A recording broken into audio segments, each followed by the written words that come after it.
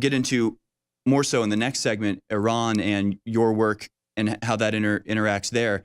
But people don't often think of Iran as somewhere that is also having an awakening of humanity. But Iran is experiencing it. Obviously, it's being experienced in full force in France, America, is sort of the leader on that, Brexit. So this is a worldwide division between those who are awakened and those who are asleep, right?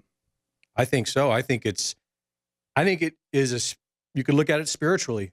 I don't think there's ever been a time in recorded history where we've experienced this, where it seems like in mass the people are waking up to the tyrants.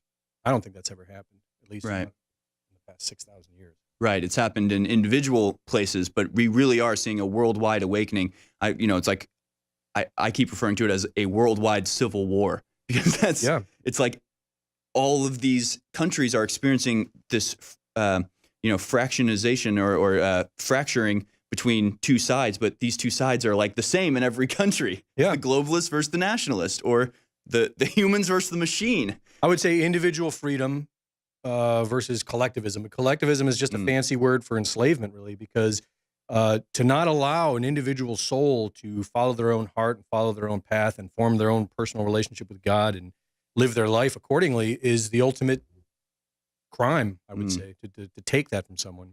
Yeah, absolutely. That's why it's so funny.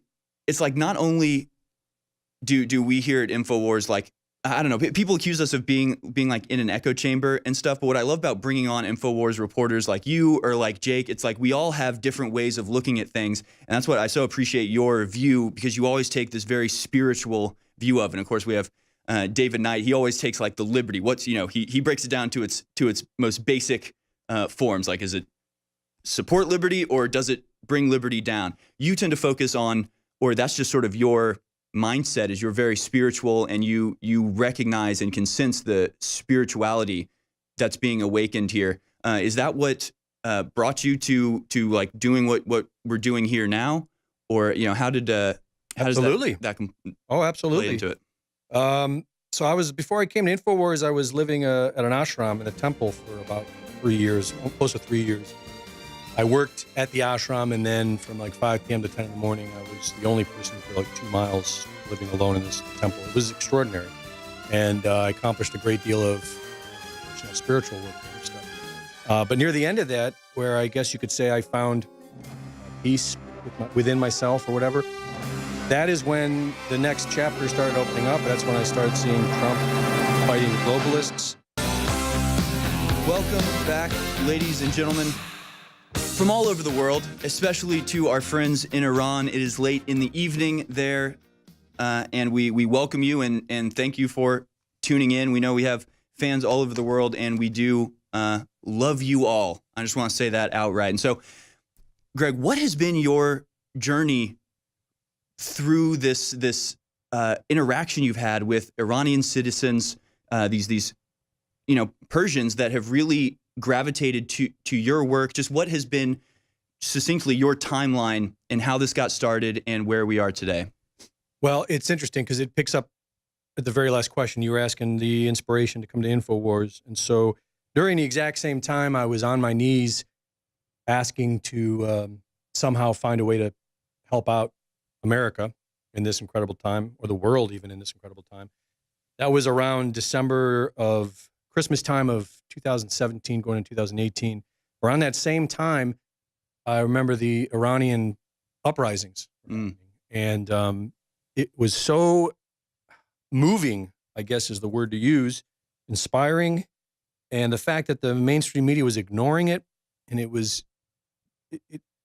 to me, that was one of the first times. This is before what we're seeing in Paris. And this is the first time I think I ever saw something like it, where it looked like an actual, authentic, everyone's up in the street saying we're sick of this. And something about that just made me think, wow, Iran. And then I kept thinking about Iran. I kept thinking about Iran for all the way up until July when I started working at InfoWars. And then within my first month of InfoWars, I was still thinking about Iran. So I said, I'm going to do an article on Iran. And there was a couple of spies. They just came up in the news again. And after that article, I started getting contacted by Restart on Twitter, hundreds, to the point where I got curious. And I was like, all right. So I started contacting them back, replying to them, and they started filling me in. And next thing you know, we went to California to interview their leader. And so what is Restart exactly for people that don't know? Restart is a populist movement in Iran that was started a few years ago by a Syed Mohammed Husseini, who used to be a TV personality. He's a bit like Trump. He's not a billionaire, but he was famous. He was a loved character. When the regime tried getting him to turn political, that's when he left and came to America and ended up forming Restart.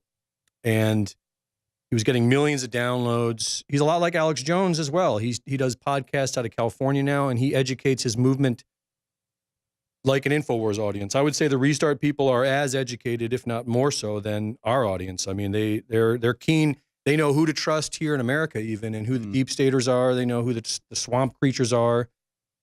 It's extraordinary. In many ways, they're just like us, I would say. They're dealing with the exact same problems. They're getting censored in Iran as well. They call it Restart because they want a complete restart. They don't want to reform the government. They don't want any Islamic rule. They want separation of church and state. They want freedom of speech. They want the right to bear arms. So they want a complete restart, drafting a constitution. I think they want 5 political parties to choose from. And they want to do it peacefully. They want to do it through knowledge and educating people. At first, I remember thinking, in my head, I'm like, you can't do it like that. And Right. I remember I was contacting them. But that's what they want. And now that I'm seeing what's happening in Paris, I'm starting to question that now. Like, if enough of us stand up and say we want this, then what are they going to do? What are they going to do? How can they fight back against it? Right. Oh, it's amazing. So what has been the effect now that you have brought eyes? Because, the thing about Iran, you talk about, I've been thinking about Iran. It's like there's such a dearth of information about Iran coming, into American media. I mean, anything that does come in is totally skewed and politicized to favor the neocons and all this sort of stuff. So it's like most Americans have no even concept of what Iran is. So it's hard enough to get that information. Now here you are, an American at an American media company making something that speaks for the Iranian people. What was their reaction to that? And what has been the effect of you bringing American eyes and Iranian eyes to this Restart movement? Well, it's been very personal, I guess you could say. I mean, I have spent a lot of time studying different traditions of spirituality, and theirs is primarily Sufi, which is one that I didn't really look into all that much. I knew about the poet Rumi and Hafiz, and these are like their teachers. And so Sufi is all about love. Sufi is about praising God through your actions, through loving each other, through dance, through music. And so throughout this whole time, I've been in contact with about a dozen members, plus the leader. Personally, I've fallen in love, not just with their culture and their passion, but their vision for Restart. They think of Restart as a global thing, not in the sense of globalism, but in the sense of that the entire world is waking up and the entire world wants to be free. And it's like what we were talking about earlier off the air, that there seems to be almost, or on the air, I can't remember, there seems to be a civil war globally happening. Mm-hmm. And so what they're saying by Restart is the whole world needs to restart. That's kind of one of the things they say. But has the information that you're putting out, has it been spread around Iran? Is Iran is it being Oh yes, we limited recently in Iran or censored? Well, we recently did an article on InfoWars where there are members of the Basij and there are members of the Revolutionary Guard that are in Restart. So there's spies. Wow. And there was a leaked memo recently that was going around the regime that mentioned InfoWars in it, and it was saying that basically we successfully silenced Restart for 2 years, and now they went on an InfoWars, American media company InfoWars, for an interview, and now they're getting all kinds of press. Wow. And so the memo was basically saying it's urgent if you see anything about this group to silence it and to just stop it right away. And so, yes, it's amazing, and it's also amazing that we seem to be the only outlet covering it. Right. And even some of the comments I read in our videos challenge us, saying that we are warmongering, and these might be trolls, but if you really just look into, anyone who looks into Iran, I think, would recognize that they have a rich history of freedom and individualism, probably more so than anyone else. And what they've been putting up with for 40 years is not just extremely oppressive, but it's it's kind of new for them. Right. Right. And I know one of the things that you talked about with the leader that you interviewed was this idea of how similar George Washington was to was it like Hammurabi or something? It's like this ancient Persian leader that his code and what he stood for was like a very modern idea of separation in church and state. Am I remembering that correctly? Yeah, Cyrus the Great. It was Cyrus, okay. Was the first Persian empire. Mm-hmm. And in many ways, you could say it was almost just like the American Constitution, except I believe the only difference was I think the Cyrus Empire, all the freedoms were granted by Cyrus the Great and the empire, so by the government. Right. They didn't have the sort of Christian underpinning there. Right. So if that would be my one suggestion to restart when they draft their Constitution is make the rights granted by God. Right.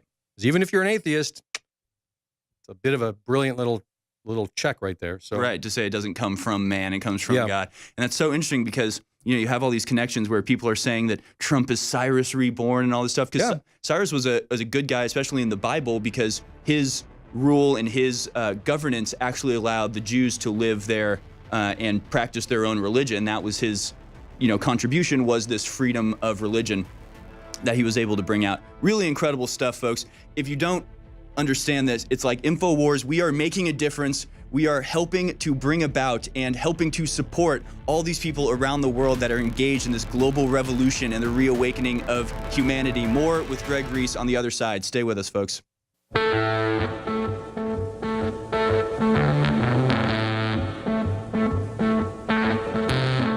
All right, folks, welcome back. Analyzing the globalists' next move. It's the David Knight Show. Harrison Smith sitting in for David Knight with Greg Reese, InfoWars reporter, talking a lot about Iran. The last segment, we're going to move on to more local politics. And first, we're going to go to this report by Darren McBreen about the speech we aired yesterday, Jim Jordan on, I believe, the House floor, giving this speech. Let's go to it now. Today's left has taken the most radical positions in American history. They applaud Kaepernick when he disrespects the flag. They embrace Governor Cuomo when he says America was never that great. We're not going to make America great again. It was never that great. And they cheer on Maxine Waters when she says go out and harass anyone who supports the president. If you see anybody from that cabinet in a restaurant, in a department store, at a gasoline station, you get out and you create a crowd. And you push back on them. And you tell them they're not welcome anymore, anywhere. Today's left thinks that America's just another country. Just one of the 190-some countries on the planet. United States of America is not just another country. It's the greatest nation in history that has done more good for more people than any country ever. A special place where people from all over the world, all shapes, all sizes, all colors, all talents come to so they can chase down their goals, chase down their dreams, make life better for themselves and their family. That's this country.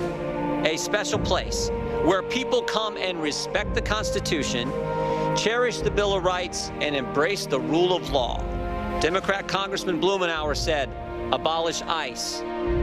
Secretary Clinton, when she was running for the highest office in the land, said we need a borderless hemisphere. We've learned from the WikiLeaks that you said this, and I want to quote, "My dream is a hemispheric common market with open trade and open borders." I will continue speaking out for comprehensive immigration reform. I think the people who are here deserve a path to citizenship. Speaker Pelosi said walls are immoral. A wall is an immorality. Just last week, Stacey Abrams, governor candidate in the state of Georgia, said non-citizens should be able to vote. Think about that. So in some cases you would be supportive of non-citizens voting? I wouldn't oppose it. She wouldn't oppose it. Sounds like she is open to non-citizens voting in local elections. Americans believe that borders need to be strong.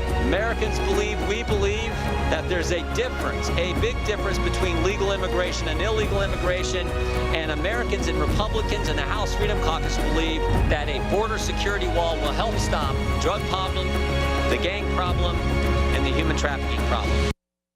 Wow. Incredibly powerful stuff from Darren McBreen. You can find that video at Infowars.com. Powerful speech already from Jim Jordan, made more powerful by those visuals and by the references that he's making, it really puts into stark relief just how insane the left is, just how bat crap crazy these people have gone. I mean, I don't know whether to laugh or arm myself. I don't know. Greg Reese, will you take it away? I'm not a prophet, and I don't think I've ever tried making any predictions, but before I left the ashram about a year ago, I was telling my good friend there that I worked with, I said, mark my words, next year they're taking the mask off. Mm-hmm. It's the only thing they have left is just come out of the closet and be like, this is who we are. And I don't know if we're exactly there yet, but we're close. Like, I wouldn't be surprised if they start running on Luciferianism. Right. I would not be surprised. No, I mean, I think the mask is totally off to the point that, like, all of the stuff that InfoWars has been saying for so long, they're just coming out and being like, yeah, that's what we're doing. I mean, I have so many stories here that show exactly that. Not even in the political realm. You have Vice, newspaper that used to be like anti-corruption, anti-tyranny sort of style, at least. Now they're showcasing French people who got sterilized to save the world. So basically celebrating people who have sterilized themselves. They just come out as a cult of death and a cult of anti-humanity. And they're basically saying, hey, accept this or be destroyed. And it seems to me like, and we've talked about it on the show over and over, they got to a point where Donald Trump was elected, Brexit was happening, they saw their castle crumbling around them. They had two choices. They could either sort of take the loss and retreat a little bit and try to regroup and maybe come at it again a different way, or they could just go pedal to the metal, full bore. It looks like they've decided to go pedal to the metal, full bore. This is it. Yeah, I would say so. And to me, that looks like victory for us, because that looks like they have no plan and they're absolutely desperate and they don't know what to do. Whereas when you look at Trump's agenda, not just Trump's agenda, but what's happening other places in Brazil, you see a very calculated, calm strategy being deployed. Right. As the opponents are freaking out. And what's amazing is that people aren't, like you said, the left is acting exactly how, like, not just InfoWars, but even like how David Icke, and he can get out there, is talking about. And the people that are asleep still don't see it. It's unbelievable. It is totally crazy. That's what you talk about, Luciferianism or Satanism. It's like, it's so bizarre to me, this juxtaposition between, like, I almost want to do a skit or something where I'm a socialist candidate and I'm like, there's so many problems with this world, and we need to understand what those problems are, and there's something at the root of it, and we need to figure out what that is and get rid of it. Anyway, here's the new statue to Satan in front of the courthouse. And it's like they're so blind. It's like, here you are literally worshiping Satan, and on the other hand going, why is everything so backwards? I think a huge trick that they're playing, that these wizards are playing, and they've always played, is on our psychology. I was thinking of a movie from the year 2000 called Chopper. And it's a movie about a real Australian criminal who wrote an autobiography in jail. And he's a bit of a brutal person. And there's a scene in that movie where he kills another prisoner. And as the prisoner's dying, he starts experiencing sadness and regret and remorse. And he's begging for forgiveness. And he's almost crying. And he's like, oh, I'm sorry, mate. I'm sorry. Why'd you make me do that? And when you're watching it, you actually start to feel bad for this brutal killer, even while the victim is still bleeding out on the floor. You can feel your mind or your heart being like, oh my God, look, he feels bad. And that's kind of what we're experiencing by the globalists, the New World Order, is smiles and apologies while they're doing all, like, toxic masculinity is bad. So if you act brutish, that's bad. But if you do brutish things with a smile on your face, oh, I'm sorry. Yep. Then people like feel bad for you. And it's amazing. Total manipulation and wizardry. I love that. Was that Owen Benjamin? Did he start that? I think so. He kind of brought the whole wizardry thing out, and he's right. Yeah. And that is exactly what the occult is. The occult is a bunch of nonsense lies, like the Jedi mind trick. That's basically occult science in a nutshell. The Jedi is how to lie to someone and keep a straight face. Yeah, and it's totally, I mean, to me, their system is one of death. Their system is one of control, which does not compute with humanity. Humans, like, we can't be controlled. I mean, you can to a certain point. If you get the chemicals in, if you drain us of our will, if you put in, the chip that stops you from doing things that Mark Zuckerberg has created, insanity, just insane what's going on in the world right now. So you can do it, but I have to believe in humanity. I have to believe in the human spirit and believe that when we are faced with this overwhelming evil, that there's a pushback. And so they're trying to build this world on evil. They're building it on sand. It will eventually, whether it's now or later, wash into the ocean. If we destroy it now, I hope that we can contain the destruction and the fallout, but they can't, it can't continue. It can't maintain down the road that we're going, right? No. And you know what? Also on a spiritual note on that is Rumi, who's one of the Sufi poets. He talks about how pain and suffering and broken hearts is the light of truth trying to crack its way inside of you to enlighten you, make you wake up. And a lot of people have claimed that the evildoers today are doing God's work. And I would tend to agree with that. I would tend to say that it's all God. Everything is God. Even Lucifer is God. And so humanity is being given an opportunity where we can enlighten ourselves and learn about how our minds work and learn about how we're manipulated. Exactly. So that we can avoid that and hold on to our freedom. Here's the thing. I know how metaphysics work. I know how the universe works. I know how the cow ate the cabbage. If you're not expanding, you're imploding. I can go on air and tell people that InfoWars could shut down. And that would be a very true statement. If I don't have the will, InfoWars could shut down tomorrow. If I fight as hard as I can and people don't support us, we shut down in a year. You support us and get creative and get fired up, we won't just be here 100 years, we'll be here forever. We'll turn the whole thing around. Our grandchildren on Mars bases and jump bases and God knows what are going to look back and say, we struggled here, we made it. Unlike all these other test cases that God put in place. There's a lot of eggs. We're proud of what we brought you and the whole family of InfoWars products. But without you, we won't be here.